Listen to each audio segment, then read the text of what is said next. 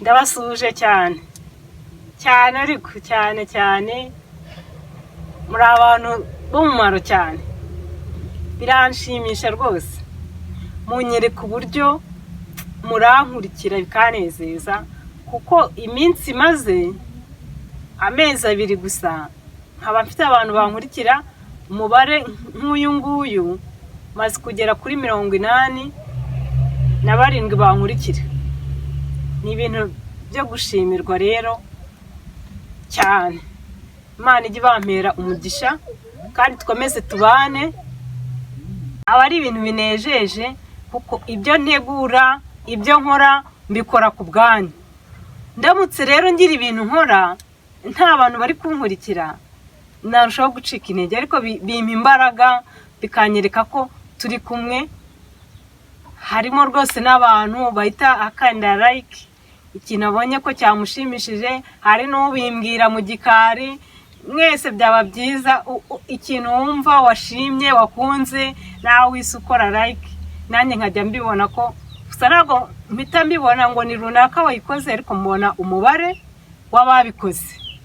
Uyu munsi rero tugiye guteka, kanya gato turateka.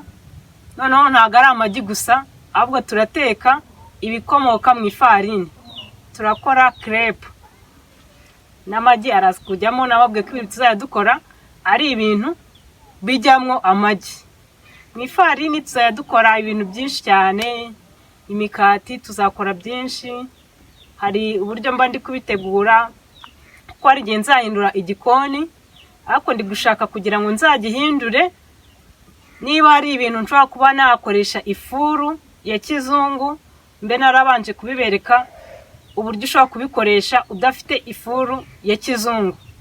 Numvaga nifuza ko nagera ku bintu by'amafarini ndi gukoresha imbabura y'ibumba, ariko ntabwo nabashije kuyibona. Ariko ndizera ko utaha ndifuza ko ibijyanye n'imbabura ariyo nazajya nkoresha, kuko ni nziza cyane kurenza iy'icyuma.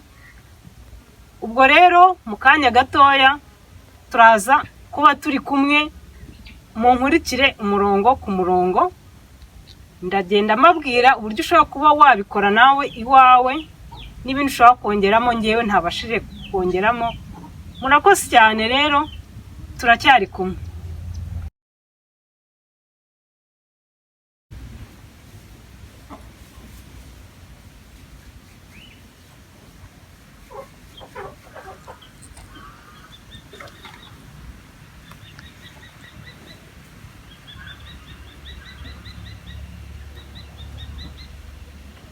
Babwiye tugiye gukora crepe.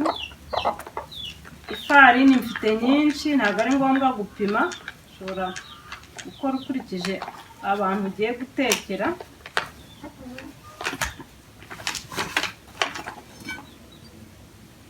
Turashyiramo n'isukari. Isukari washyiramo urugero ushaka bitewe n'iyo mukunda. Yenda shyiramo ibiyiko 3. Turashyiramo inshyushyu, turameneramo amagi,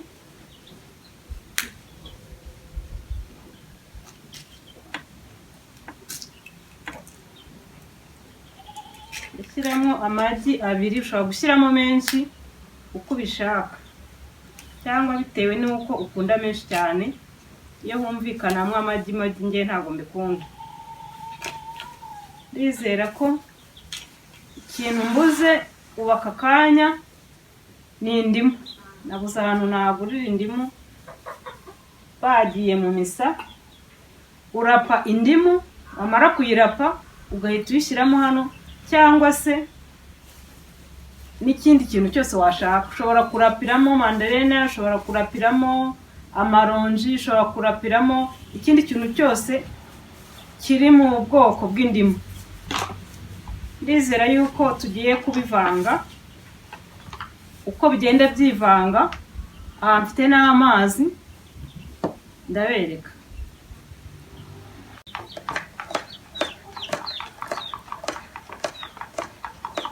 Uko nabibabwiye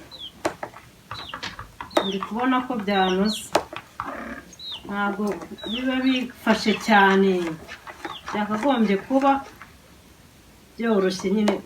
Ubu uri kubibona iyo bigwamo inyoroshyo yabyo.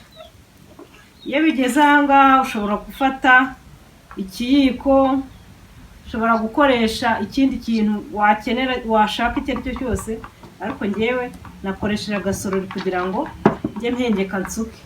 Impamvu ushobora gukoresha ikintu ni ukugira ngo ukore izingana bitewe n'abantu ugiye kuzitegurira, ariko ngewe ibyo ngiye gukora ntabwo nkeneye izingana, zaba zisumbana nta kibazo bintwaye, abo ndi bubigaburire uwafata kinini n'undi agafata gatoya nta kibazo kiraba kirimo.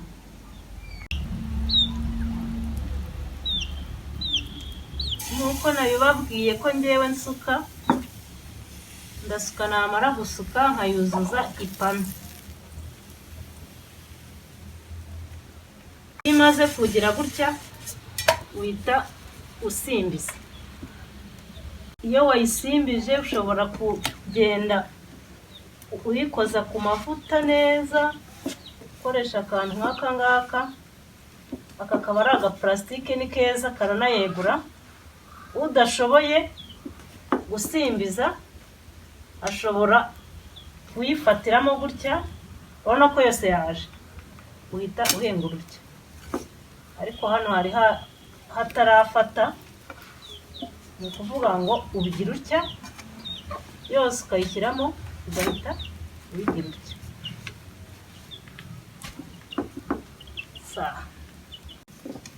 Yamaze gushya nk'uko nabibabwiye. Aka kantu ni inyamibwa, uhita ugakoresha ugahita ushyiraho hano. Iya mbere yahiye, ubona bureba itari kuza, ntabwo nshaka gushyiraho nyinshi. Uri kubona ko isafuriya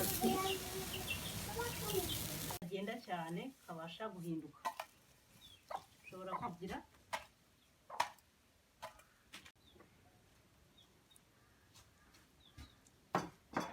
ngiye guteka akanyuma, irimo yose ndayimariramo, niyo yaba nini cyane yizera igezemo mbanza nkayigira, kaba kanini kaba gatoya. Aka nako biragaragara ko kamaze gushya, gahindura, kubona ko hose hari gusa neza.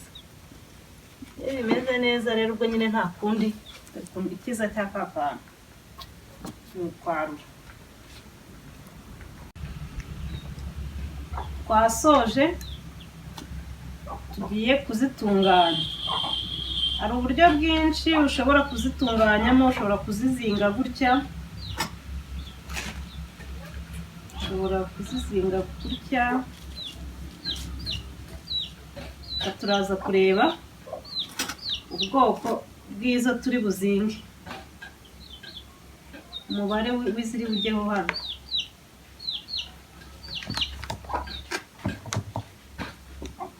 Ndibwira ko isahane twateganije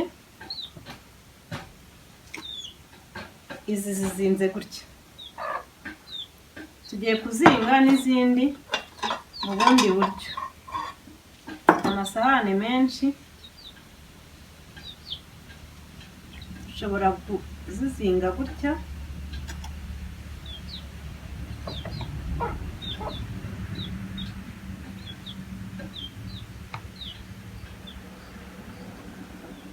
wagenda utugira gutya.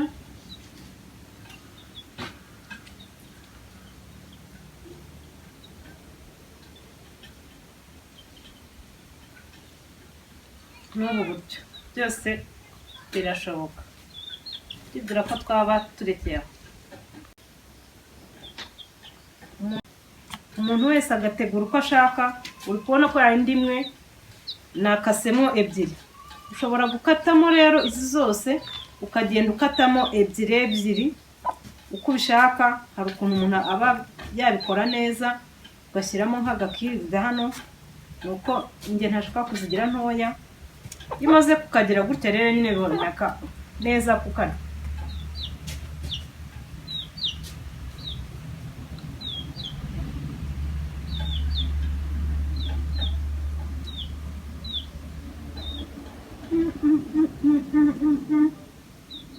Musi ukuntu kameze neza, nubwo habuzemo indimu kubera ko nayibuze, ariko ntago wabimenya. Ndizera ko rero umuntu wese yabasha kwikorera crepe cyangwa capati z'amazi, uko wabyita kose biremera. Murakoze cyane. Nizera ko twabanye rero, mwabonye uburyo nabitunganije, uburyo nakoresheje ifarini, uburyo navanze. Ndizera ko ari ibintu byoroshye, ubutaha nawe wajya ubikora ukabidekora uko ushaka, nkuko hari uburyo bwinshi bwo kubidekora. Murakoze rero, bye bye.